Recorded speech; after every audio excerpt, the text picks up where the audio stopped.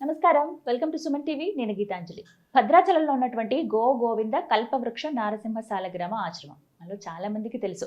ఆశ్రమ నిర్వాహకులు, నృసింహ ఉపాసకులు కృష్ణ చైతన్య స్వామి వారు ప్రత్యేకంగా ఈ ఆశ్వయుజ అమావాస్య అంటే అక్టోబర్ 21వ తారీఖున ఆశ్రమంలో విశేషంగా పూజ కార్యక్రమాలు అవి చేస్తున్నారండి. భక్తులందరూ కూడా పాల్గొనవచ్చు.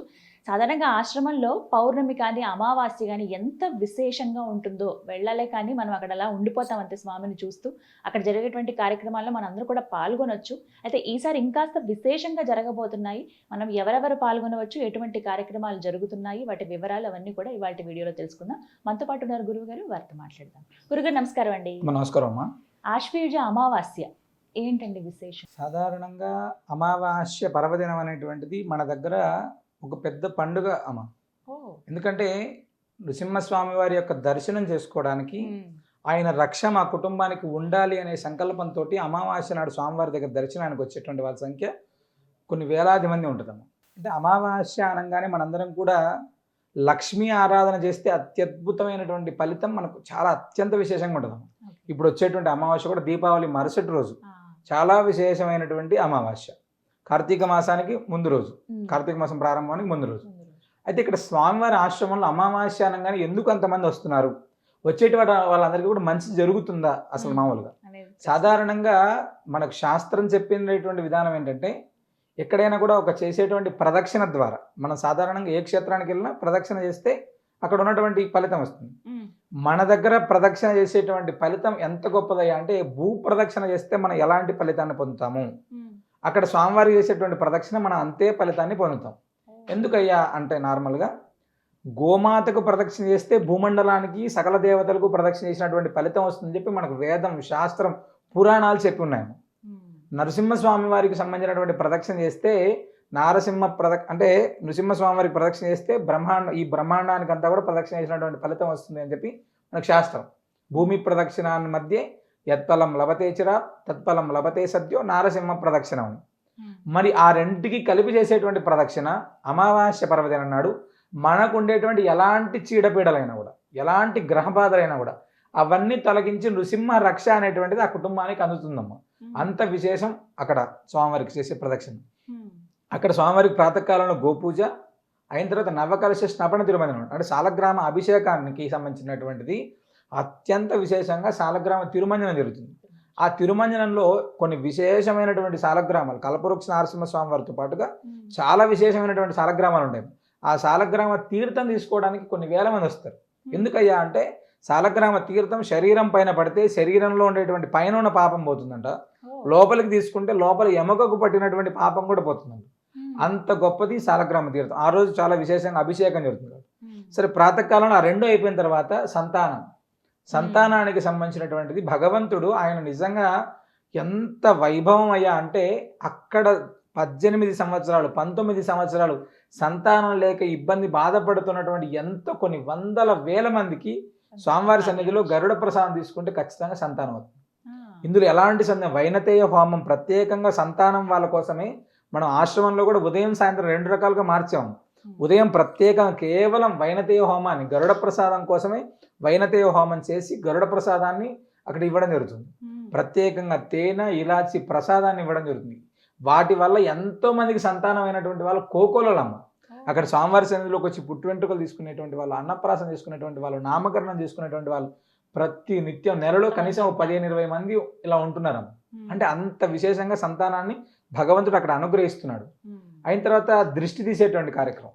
దృష్టి అనేటువంటిది మనం ఎక్కడ ఏ క్షేత్రానికి వెళ్ళినా సాధారణంగా భగవంతుడు దర్శనం చేసుకుంటే మనకు మంచిది, భగవంతుడి అనుగ్రహాన్ని మనం పొందుతాం. దాంతో పాటుగా మనకు రక్షణ ఇచ్చేటువంటి విధంగా అక్కడ ప్రత్యేకమైనటువంటి ఏర్పాటు.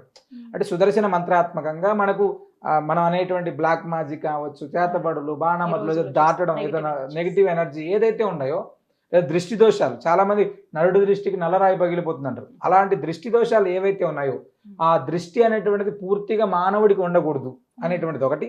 మన వ్యాపార సంస్థలకి ఇండ్లకు ఉండకూడదు అనేటువంటి విధానంతో ప్రత్యేకంగా సుదర్శన మంత్రాత్మకంగా ప్రత్యేకమైనటువంటి పూజను అక్కడ దృష్టి తీసేటువంటి కార్యక్రమాన్ని పెట్టాము. అది అయితే చాలా అద్భుతం, చాలా చాలా అద్భుతం.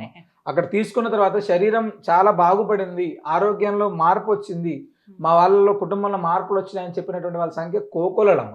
ఇవన్నీ ఒక ఎత్తు అయితే మధ్యాహ్నం 3 గంటల నుంచి కూడా విశేషమైనటువంటి శ్రీ మహాలక్ష్మి హోమం. ఎలాంటి నువ్వు ఆర్థికంగా మేము బాగలేము, ఖచ్చితంగా మా కుటుంబం ఎదుగుదల లేదు, నువ్వు తప్పకుండా అమావాస్యలో దర్శనం చేసుకుంటే నువ్వు ఖచ్చితమైనటువంటి మార్పును చూస్తావు. అదేవిధంగా ఈ అమావాస్య రోజు రక్షా నారసింహ హోమం అనేటువంటి దాన్ని చేస్తున్నామా. ఈ రక్షా నారసింహ హోమం ఏంటంటే ప్రతి కుటుంబానికి సుదర్శన రక్ష అనేటువంటిది ఉండాలి అనేటువంటి సంకల్పంతో ఈ రక్షా నారసింహ హోమం అనేటువంటిది చాలా అత్యద్భుతంగా చేస్తున్నాం. అవకాశం ఉన్నటువంటి ప్రతి భక్తుడు కూడా మీ గోత్రనామాలతో మీరు అక్కడ ప్రత్యక్షంగా పాల్గొని స్వామివారి సన్నిధిలో ప్రదక్షిణ చేసి ఆ హోమాల్లో అన్నింటిలో కూడా పాల్గొనవచ్చు. నృసింహ ఆరాధన అనేటువంటిది చేయడం ద్వారా సాధారణంగా ఆయన నామాన్ని పలికితేనే పాపం పోతుందంట.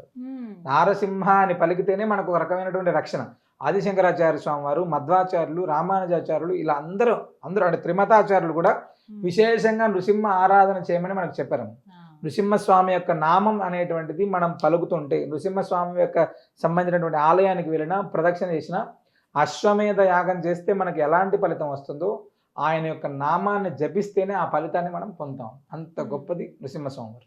సాక్షాత్తు భగవంతుడే ఇచ్చినటువంటి కల్పవృక్షం దగ్గర ఉంటే, కల్పవృక్షం అంటేనే మనకు కోరిన కోరికలు తీర్చేటువంటిది అని.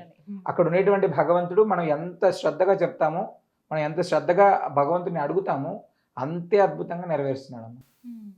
ఎప్పటి నుంచో చూస్తున్నవి అందరూ విశేషంగా చెప్తూ వారి వారి అనుభవాలు కూడా పంచుకుంటూ ఉంటారు. నృసింహ సేవా వాహిని అనే ఛానల్ ద్వారా చాలా మంది తమ అభిప్రాయాలు, అనుభవాలు చెప్తున్నారు కదా గురుగారు, చూస్తూ ఉంటాం అవి కూడా. ఈసారి ఇంకా విశేషంగా ఈ విధంగా జరగబోతుంది. మరి ఎవరెవరు పాల్గొనొచ్చు, ఎలా పాల్గొనాలి తెలియజేస్తారు. హోమానికి రావాలనుకునేటువంటి వాళ్ళు ప్రాతకాలం అక్కడ ఉండే, సంతానానికి సంబంధించినటువంటి వాళ్ళైతే ఉదయం వచ్చి ఉంటాం, లేదా ముందు రోజు రాత్రి వచ్చి పడుకోండి. ఈసారి దీపావళి వచ్చింది కాబట్టి ప్రతి ఇంట్లో ఎవరికి వాళ్ళు పండుగ చేసుకుని తర్వాత బయలుదేరి ఉదయం రావడానికి అవకాశం ఉంటుంది. హోమానికి అయితే అక్కడికి ముందుగా ఫోన్ చేసి బుక్ చేసుకుంటే వాళ్ళు ఆ సాయంత్రం హోమంకి వచ్చేవాళ్ళు. సంతానానికి గరుడ ప్రసాదం కంటే ఉదయం 7 గంటలకల్లా అక్కడికి వస్తే ఆ హోమము, అభిషేకం, ఆ యథావిధి కార్యక్రమం అంతా ఉండి 11 గంటలకు వాళ్ళకి పూర్తి అవుతుందమ్మా. ఆ గరుడ ప్రసాదం తీసుకుని వాళ్ళు వచ్చేయచ్చు. అది ఎవరైనా ఫోన్ చేసి వస్తే పూర్తి స్థాయిలో వివరాలు కూడా చెప్తారు, దానికి తగినటువంటి ఏర్పాట్లు కూడా వాళ్ళు చేసుకోవచ్చమ్మా. ఈసారి ఇంకా విశేషంగా అయితే జరగబోతుంది. అవును. ధన్యవాదాలు గురుగారు. నమస్కారం. విన్నారు కదండి, అమావాస్య 21వ తారీఖు దీపావళి ముగిసిన తర్వాత మీకు ఇంకా కుదురుతుందండి, మాకు సెలవు కూడా ఉంది ఆ రోజు, ఎప్పటి నుంచో అమావాస్యకి వెళ్ళాలనుకున్నాం అనేవాళ్ళు ఈ ఆశ్వయుజ అమావాస్యకి ఒకసారి భద్రాచలంలో ఉన్నటువంటి గోవింద కల్పవృక్ష నారసింహ సాలగ్రామ ఆశ్రమానికి రండి. గోవుకి గోవిందుడికి ఏకకాలంలో పూజ చేసుకుని దర్శనం చేసుకునేటువంటి అవకాశం ఉంటుంది. విశేషంగా అమావాస్యలో జరిగే హోమంలో పాల్గొనొచ్చు. అలాగే నెగిటివ్ ఎనర్జీస్తో ఎవరైతే బాధపడుతున్నారో, మాకు ఎక్కడికి వెళ్ళినా ఏదో ఒక సమస్య వస్తుందండి, ఈ పనులు అవ్వట్లేదు, లేకపోతే ఏ దిష్టి తగిలిందో తెలియదు, ఇలా అయిపోయాం అనుకునే వాళ్ళు చాలామంది రకరకాల ప్రయత్నాలు చేసి ఉంటారు. ఒక్కసారి ఇక్కడ ఆశ్రమానికి వచ్చి చూడండి, ఎంతోమంది అలాంటి బాధల నుంచి విముక్తి పొందిన వాళ్ళు కూడా మీకు కనపడుతూ ఉంటారు. మళ్ళీ వచ్చి స్వామికి కృతజ్ఞతలు చెప్పుకునే వాళ్ళు చాలామంది కనపడతారు. మరి ఈ అవకాశాన్ని వదులుకోకుండా ఆశ్వయుజ అమావాస్య అక్టోబర్ 21 ఆశ్రమంలో జరిగే కార్యక్రమం, దిష్టి తీసే కార్యక్రమం కూడా ఉంటుంది. అది మీకు వివరంగా చెప్తారు. స్క్రీన్ మీద నేను ఏం చేస్తానంటే నెంబర్ ఒకటి ఇస్తాను, అలాగే అడ్రస్ కూడా కంప్లీట్గా ఇస్తాను. మీకు చాలా దగ్గరండి, రాముల వారి సన్నిధి అందరికీ తెలుసు కదా భద్రాచలంలో, అక్కడి నుంచి 100 మీటర్లో ఉంటుంది మనకి. మీరు అక్కడ ఎవరిని అడిగినా కూడా చెప్తారు, చాలా మందికి తెలుసు. ఒకవేళ మీకు ఇంకా ఏమైనా సందేహం ఉన్నా కూడా అక్కడికి వెళ్ళి ఒక కాల్ చేస్తే మీకు కరెక్ట్గా గైడ్ చేస్తారు. డైరెక్ట్గా మీరు వెళ్ళి స్వామిని దర్శనం చేసుకుని ఆ రోజు జరిగేటువంటి కార్యక్రమాల్లో పాల్గొనండి. నమస్కారం.